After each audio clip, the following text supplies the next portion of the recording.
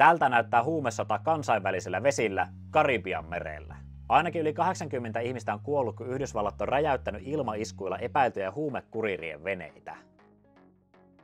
Mutta Yhdysvallat ei ole esittänyt vankkoja todisteita iskuissa kuolleiden syyllisyydestä. Trump on väittänyt venezuelalaista rikollisjärjestöä terroristiseksi ja maan presidenttiä Nicolás Maduroa niiden johtajaksi.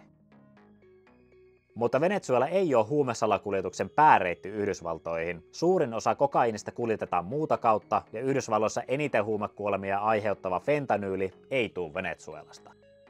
Yhdysvallat voikin väittää käyvänsä sotaa huumeiden salakuljetusta vastaan ja käyttää terrorismilakeja väitettyjen rikollisten tappamiseen.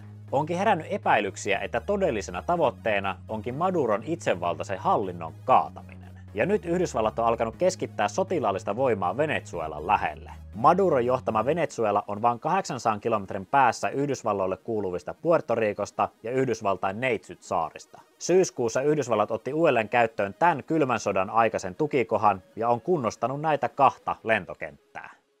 Trump on määrännyt Karibianmerelle yli 10 000 sotilasta ja sotalaivueen, jonka kädessä on maailman suurin sotalaiva Gerald R. Ford.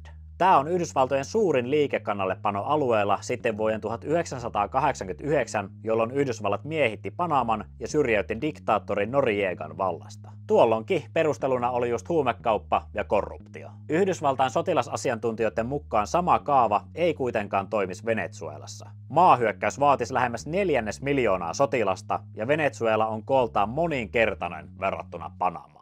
Toivotuin ratkaisu Yhdysvalloille todennäköisesti olisi Venezuelan asevoimien tekemä vallankaappaus.